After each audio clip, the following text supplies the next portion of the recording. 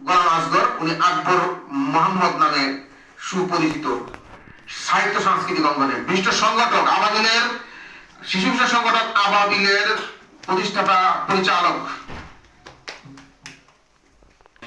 পুরনো মুখের সাথে দেখা হলো। তো শীতের এই সকালে বাংলাদেশের উৎসবের সময়, এটা শীতের দিনে সবার মধ্যে একটা উৎসবের আমেজ, এখানে এত সিরিয়াস আলোচনা পোষায় না। তো যাই হোক, বিজয় দিবস আমাদের বাংলাদেশের বিজয়ের আগে চিন্তা করতে হবে কবে আমরা স্বাধীনতা হারিয়েছিলাম। সেদিন আমাদের প্রতিপক্ষ কে ছিল? ব্রিটিশ ইন্ডিয়ান শক্তির সাথে ফাইট করে আমরা সিরাজউদ্দৌলা পরাজিত হয়ে স্বাধীনতা হারিয়েছিলাম। আর ৭১ সালে আবার আরেক শক্তির সাথে আমরা ফাইট করে বিজয়ী হয়েছি। জিনিসটা সামঞ্জস্যপূর্ণ নয়, কারণ স্বাধীনতা হারালাম একজনের কাছে, আবার স্বাধীনতা পেলাম আরেকজনের কাছ থেকে। এটা নিয়ে আমাদের মধ্যে কোনো চিন্তা ভাবনা নাই।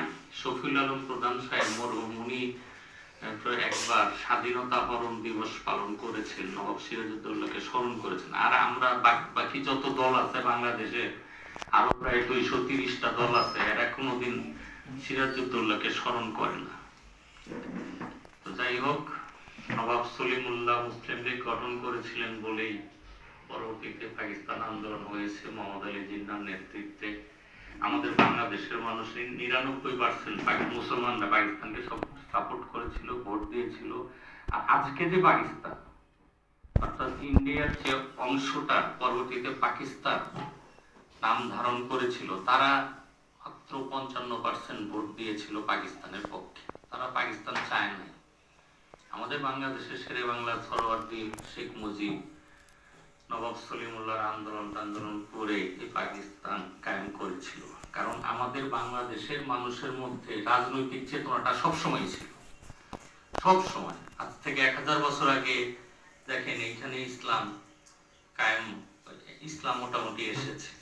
বাংলাদেশ এমন একটা দেশ যার পাশে কোনো মুসলিম কান্ট্রি নাই। মধ্যপ্রাচ্যে যে মুসলিম কান্ট্রিগুলো আছে সবাই একটার সাথে আরেকটা সীমানা আছে। মালয়েশিয়া,